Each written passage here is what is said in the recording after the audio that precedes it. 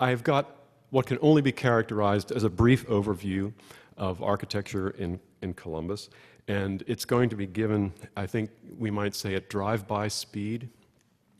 Some of it, if the buildings are on city streets, we might actually be breaking the speed limit, but there's just so much to look at and not a great deal of time to do it. So this isn't comprehensive. I'm not trying to show everything, but there's certainly, I hope, a representative sampling. And amongst the images of buildings and so forth, I have interspersed excerpts from newspapers and magazines about Columbus architecture going back to the 1950s, which I'll try to give you in my best newsreader voice as we go along. But please think about what those people are writing about Columbus architecture over these years, the things that they think are successful and the things that they think are less successful, and think about the buildings and the changes that are happening in the city, and then please draw your own conclusions.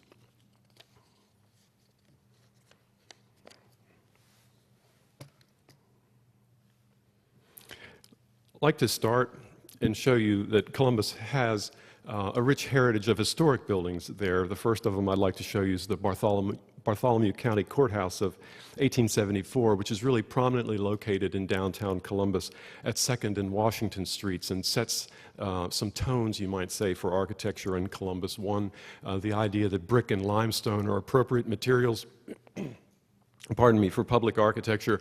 The building's got a really strong triangular organization that then sets up dialogue with buildings around it that you'll see later. As I said, it was built in 1874. It had renovations in 1998, which some of them are more visible in this view from the back side. The building points, by the way, to the northeast, and Columbus has floodplains to the west and south that sort of prevent significant development in those areas. So the building is sort of looking out in the way that most of Columbus development has taken place. This is the Tabernacle Church of Christ, now called the First Christian Church, finished in 1942, designed by Eliel Saarinen. And this, we might say, is the one that started it all. When the folks at that congregation wanted a new church, they were trying to decide how they might go, which architect they might choose. They approached Eliel Saarinen, who graciously declined, until J. Irwin Miller made the journey and made a special plea to Eliel Saarinen, saying that the congregation wished to live a rich inner life but a simple outer life. And that persuaded Eliel Saarinen to come and take this commission. And you can see there's a very careful balance of contrasting rectangular volumes in these buildings. We're looking at them across the plaza of the I.M. Pei Library, about which we'll speak a little bit more in a moment. The building's got a slight asymmetry all throughout. It's visible on the exterior, it's visible on the interior. It's persistent, I'd say, without ever being disturbing. And you're looking here at the organ screen on the left, and you can barely see on the right a tapestry of the Sermon on the Mount that was the work of Loya and Eliel Saarinen. The interior fixtures and fittings of the church were designed by Eero Saarinen and Charles Eames, who struck up what became a lifelong friendship while this church was under design and construction in Columbus. And that had implications for the later Miller houses. I'm sure you'll hear from others. The pendant light fixtures that are so prominent in this photograph sort of take the outline of oil lamps of antiquity. This is J. Irwin Miller, whose dates are 1909 to 2004. A very interesting man all around. He was educated at Yale and Balliol College, Oxford. His fields of study were classics and political science. And what did J. Irwin Miller do? Well, briefly, in the 1930s, he led the Cummins Engine Company to its first years of profitability after having struggled through unprofitability for about 16 years. In the 1940s, he volunteered for service in the United States Navy and served on an aircraft carrier until the death of his great uncle had him recalled to Columbus to run the family business. In the 1950s, he established what would become the architecture program of the Cummins Foundation. In the 1960s, he lobbied for the Civil Rights Act and helped organize the March on Washington. In the 1970s, he closed Cummins operations in South Africa because he disagreed with the way the South African government undertook to run things.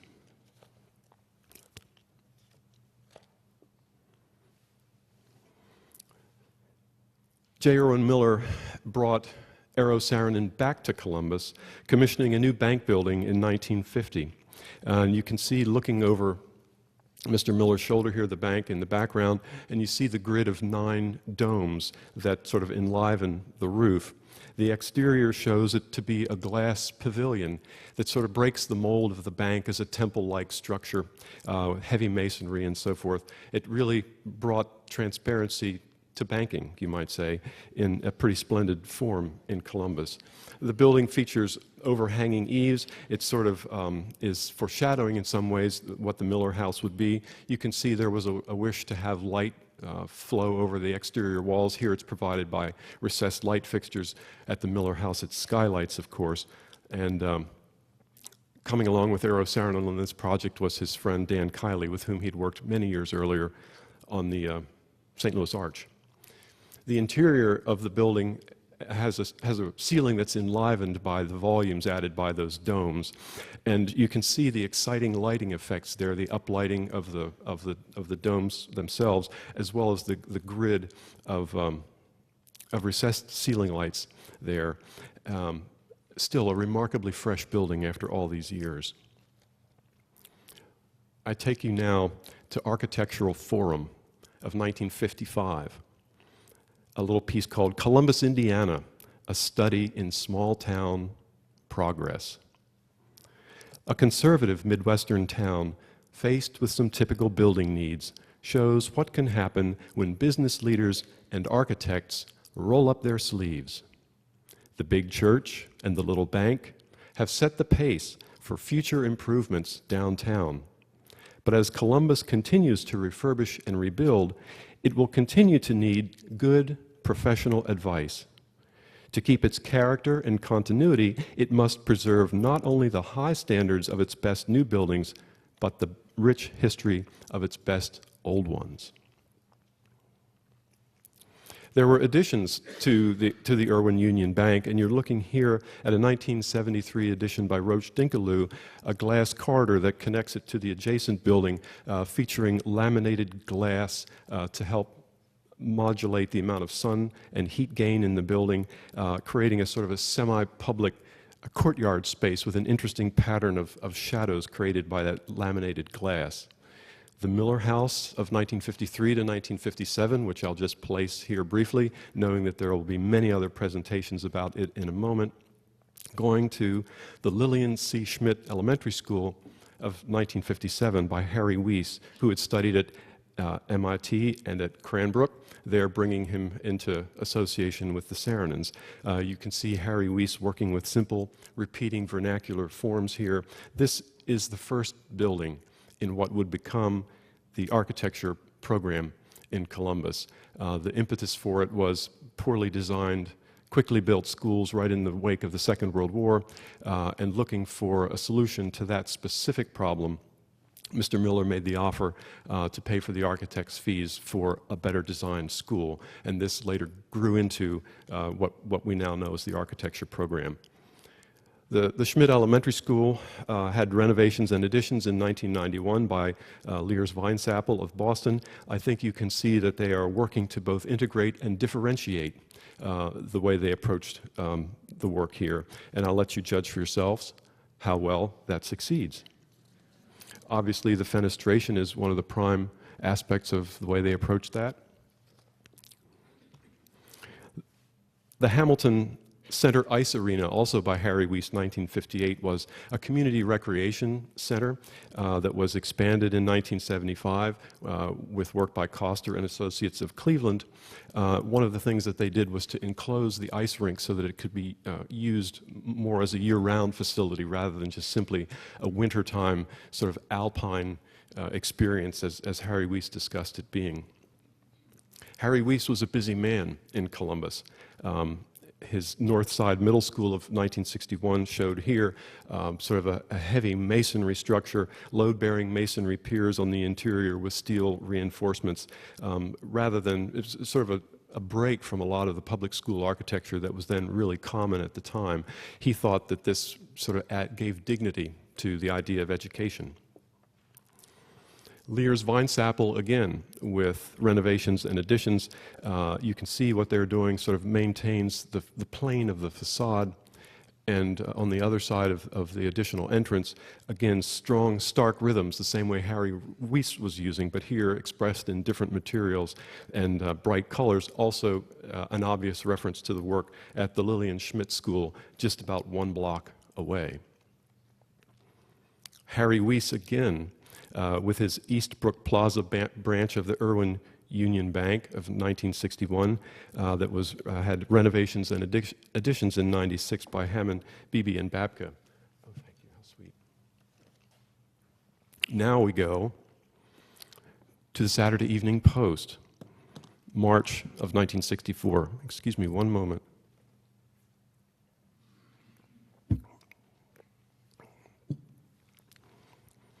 Athens on the Prairie, the Saturday Evening Post, March 21st, 1964. As a motorist rolls toward Columbus, Indiana, he will see little that distinguishes it from other Midwestern towns.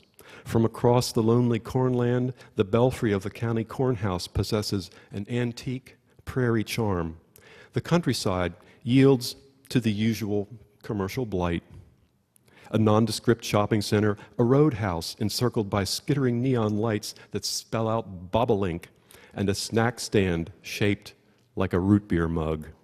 Then, predictably, there are the old Victorian homes and the humdrum ranch-style houses, but suddenly, the unexpected, one building, then another, that seems to have been plucked from a city of the future. The townspeople view all this architectural splendor with a mixture of pride, bewilderment, annoyance, and amusement. The roof of a modernistic bank by Eero Saarinen is topped with inverted cups that look like halved tennis balls. Hoosiers have labeled it the Brazier Factory. Harry Weiss's red brick Northside Junior High School, with its old arched factory windows and rectangular box-like shape, is fondly called the Penitentiary. And a Weiss-designed bank with air conditioning towers rising stiffly from all 4 corners is known simply as the Dead Horse.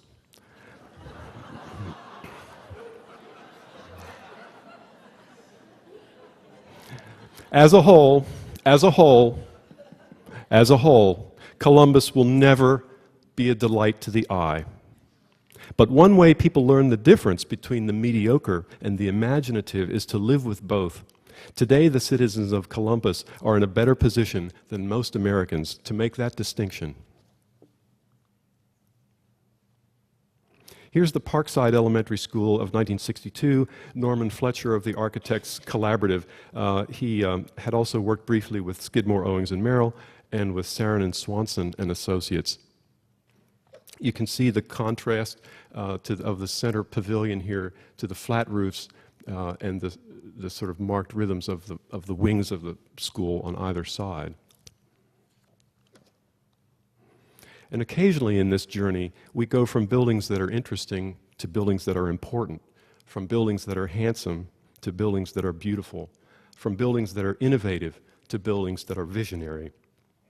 This is North Christian Church, Eero Saarinen, 1964, noted always for its low, spreading roof line and its deeply inset walls that give the roof a hovering effect. It was known in its early years as the Holy Oil Can. This is a lovely image that shows how that can hover really dramatically over fields of daffodils in the spring. And an interior view here shows Eero Saarinen's virtuoso use of lighting in the interior. There's lighting from the oculus above and surrounding sort of what I would only describe as a hidden clear story, so that you've got light coming up from below and also from above. I've heard the story that Eero Saarinen was inspired in this by a sunset in Greece where the moon was visible just as light was fading from the horizon. The Otter Creek Golf Course Clubhouse, 1964, shows Harry Weiss again using familiar vernacular motifs. Had Dan Kiley as the landscape architect for this, and also Robert Trent Jones as the golf course designer. The First Baptist Church of 1965 shows Harry Weiss again at work in Columbus. Strong, simple forms with equally strong historic connotations. And it raises the question, was Harry Weiss a postmodernist before postmodernism was cool? A view of the interior shows a really lively composition on the end wall and the lighting effects right surrounding that area that Harry Weiss introduced.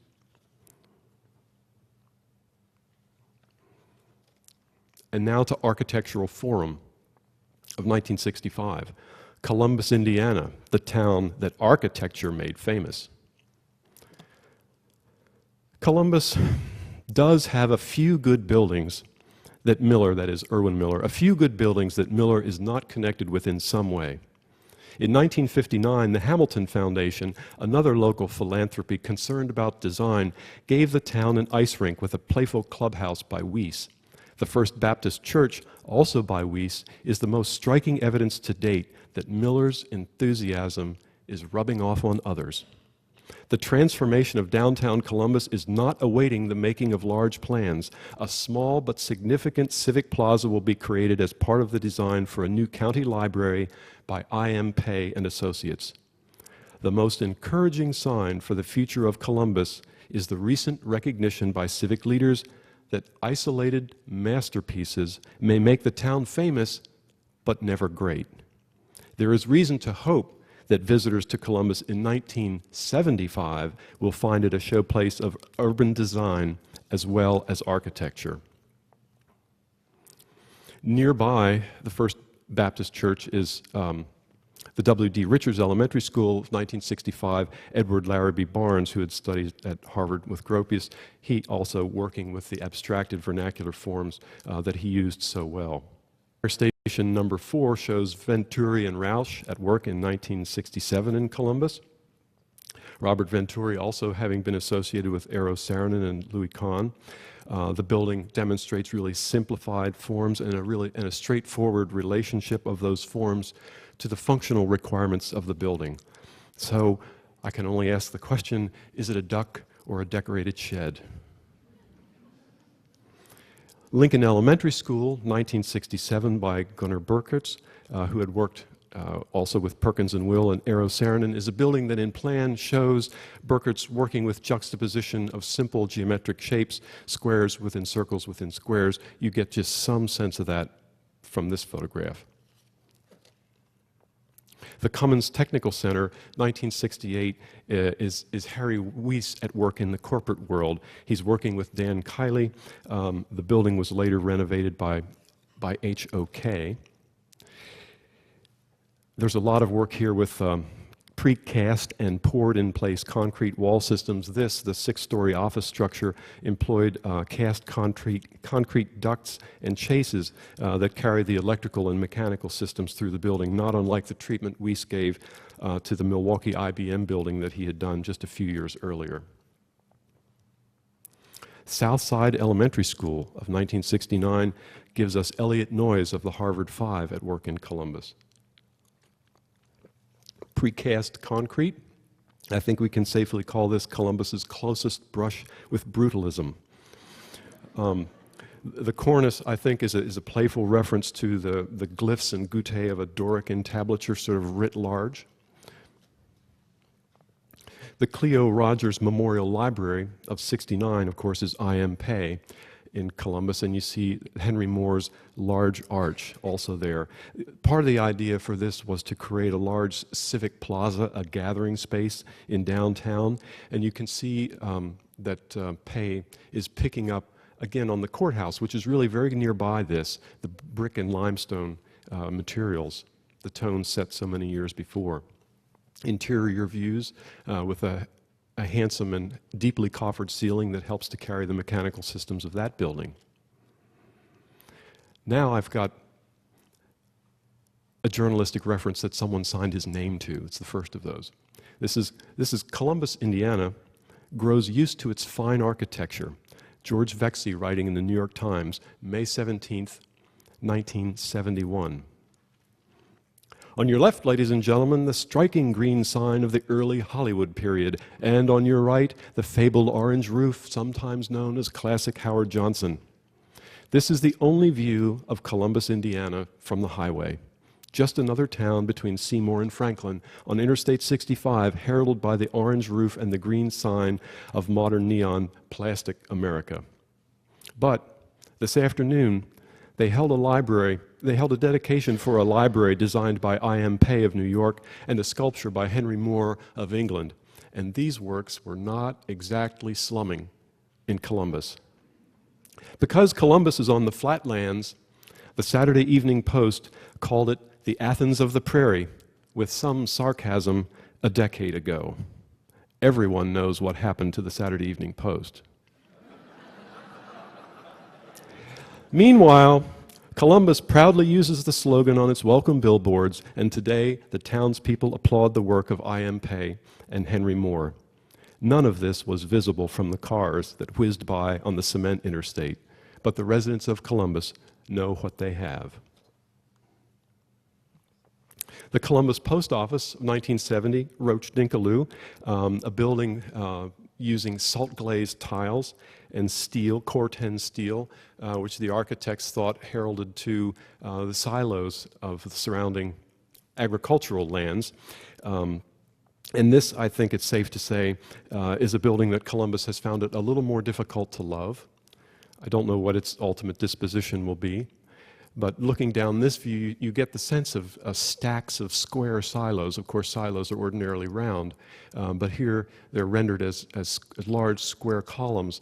And we're looking here towards the later Roach Dinkaloo Cummins headquarters building, with which it sort of presents an interesting dialogue. We'll get to that in just a moment.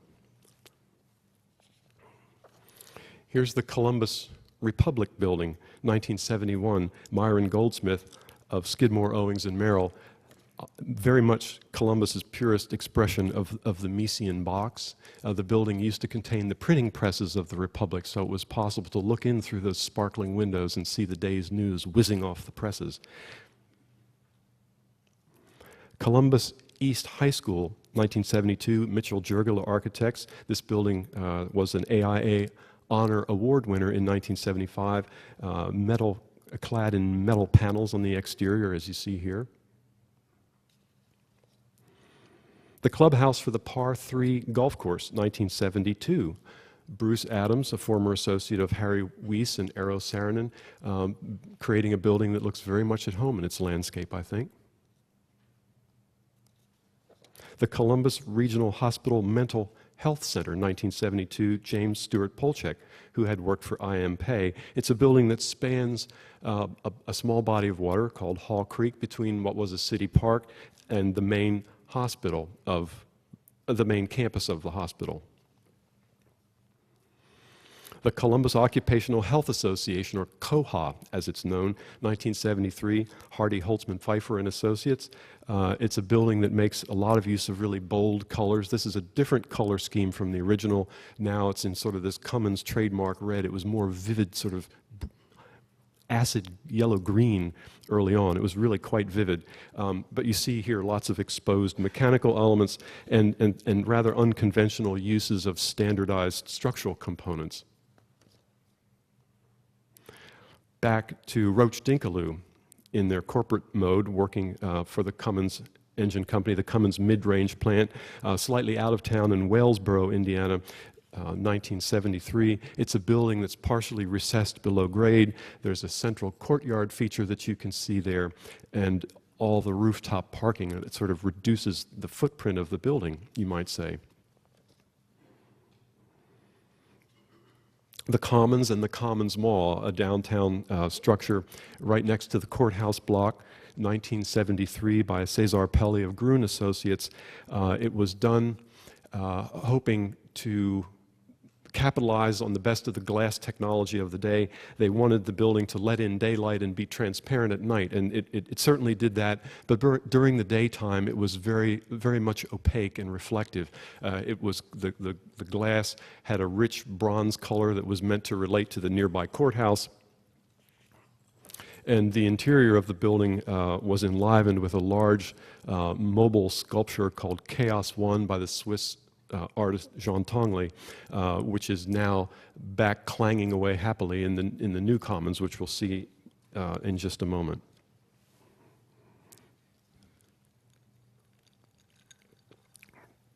But back to the New York Times. Prairie Showplace. Paul Goldberger of the New York Times, April 4th, 1976. Excuse me for a long passage, but this is an important one and a good one, I think. It is a strange town because it is still very much a settlement on the prairie. The stores are full on Saturday morning, the churches are full on Sunday morning, and nothing much is full late at night. Washington Street is the main commercial street, and it's a model of the old-fashioned Main Street as if out of Disneyland. But in and among the well-crafted Victorian storefront buildings that could be anywhere exist buildings that could be only in Columbus. The overall environment is an odd combination of small-town ordinariness and big city slickness. He's talking now about the politics of architecture. There's another faction in town that has disapproved of this whole business from the start. There are occasional letters to the Republic denouncing Irwin Miller and suggesting that the high-design architects he has brought to town go against the Midwestern grain of simplicity, and others argue that the quality design has cost too much, even with Cummins picking up the architect's fees.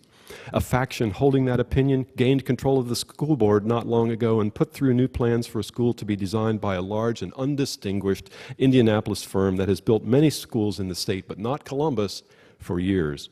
The school is now nearing completion and turned out to be just as expensive as the other. Indeed, cost more because Cummins did not pay the architect's fee. How much can a number of isolated buildings mean in a pluralistic environment? And should the environment be permitted to be pluralistic at all, or should it be rigidly controlled? There is great power in the individual building, but often a group of buildings is even as distinguished as those that made Columbus famous, fails to come together to create a coherent whole. A shift to broader questions of urban design, if indeed it is taking place in Columbus, does not invalidate the importance of the single building. But broader concerns make it possible for Columbus to begin to look at itself in a fuller, more complex way, to come to grips with the problems of what architecture can and cannot do. Columbus's remarkable buildings do not offer any easy answers, but they pose all the right questions.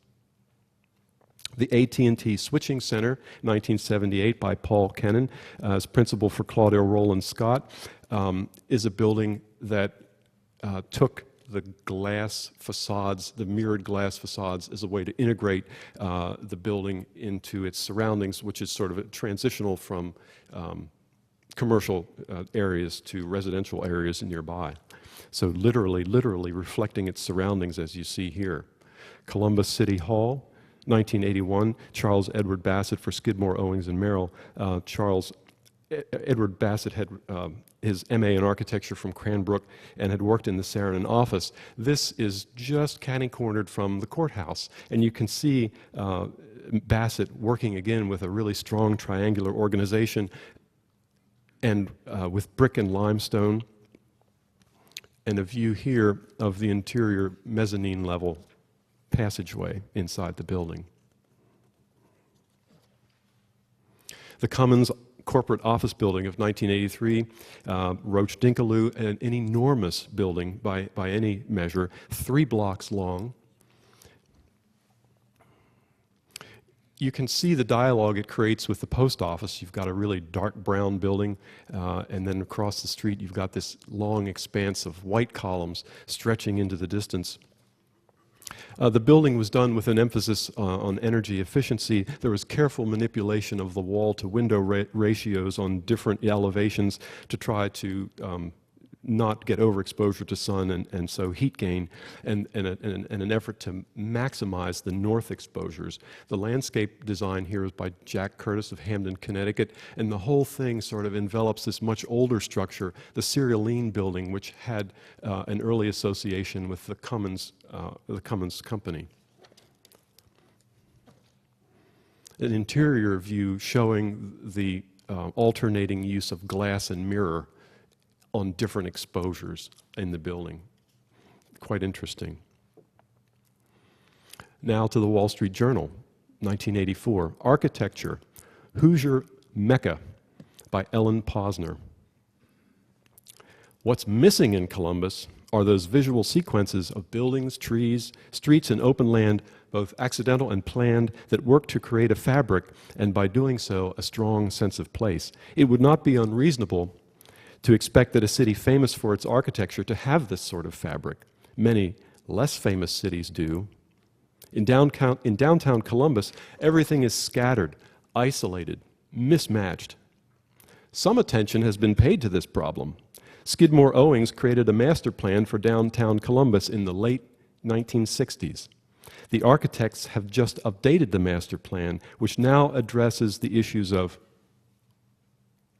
streetscape, townscape, point of entry, restoration of historic buildings, and the need for a suitable hotel. Not a moment too soon.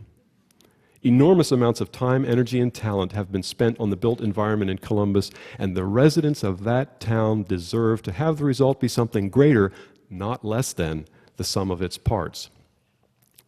Jumping now to the Washington Post of 1986, Benjamin Forgy, writing The Making of a Model City, J. Irwin Miller and his vision for Columbus. Miller, 77, will fly to Washington today on a Cummins plane to become the first living American to be inducted into a new pantheon, the Building Hall of Fame, established by the National Building Museum. Even more telling of the esteem for Miller is the who's who of living architects happily accepting the invitation. Kevin Roach, Richard Meyer, Edward Larrabee Barnes, Charles Edward Bassett, Gunnar Birkitz, Myron Goldsmith, Hugh Hardy, Cesar Pelli, James Stewart Polchek, Robert Venturi, John Carl Warnecke, Harry Weiss, many others. Architecture, Miller says, is something you can see. You can't see a spirit or a temperament or a character, though, and there's an invisible part of this community that I'm very proud of. My interest is in being more than a responsible citizen. The Columbus Architecture Program preserves the democratic process in the best sense, and in a democracy, I think the process is more important than the product. Mr. Miller also said many times, although not quoted here, that he fully expected that it might take 100 years before this experiment would prove itself one way or the other. We've only passed about 55 of those years. Fire Station number 5, 1987, Susan Torre, finding direct inspiration in the agricultural buildings of the land surrounding Columbus.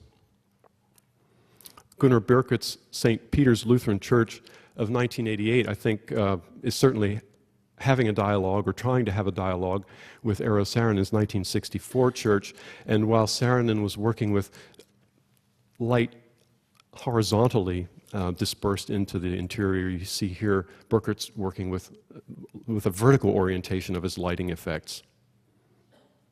In a nearby community, because the Columbus Architecture Program is not restricted only to the city of Columbus, but in nearby communities in Bartholomew County. This is the Hope Elementary School of 1989. Taft Architects of Houston, two of their principals, John Cosbarian and Danny Samuels, had worked for Pelli and Roach, respectively. The Bartholomew County Jail of 1990, Don Hisaka and Associates, is really best understood in this view in relation to the county courthouse, because all the wild postmodern decoration seems to make a heck of a lot of sense right there. And the dome-like structure is a covered exercise yard for the inmates. The Central Fire Station in Columbus, or Fire Station number 1, was built in 1941 by Leighton Brothers of Indianapolis, and by the late 80s, it was deemed to be so outdated that it might have to come down. But that was rethought, and the architects group of Columbus, working with Michael van Valkenburg, did renovations and additions that continued the scheme of light and dark brick trimmed in limestone, and also sort of extravagant use of curved forms that pay homage to those broad modern curves in the original structure. Millrace Park, this is south and west of the courthouse. So in those areas that are prone to flooding, can't really put many houses on there. So Columbus was struggling with how to deal with this and working on it for many, many years. As early as the 1960s, periodicals were saying that the city worked on acquiring what they termed shanties to try to get all that land and establish a park down there. Fundraising efforts apparently began very seriously in the 1980s. There was tremendous contributions and support from local businesses and individuals to bring this plan to fruition. The park features the lake and the covered bridge that you see here. It features a lovely amphitheater with earth forms and lots of smaller structures throughout.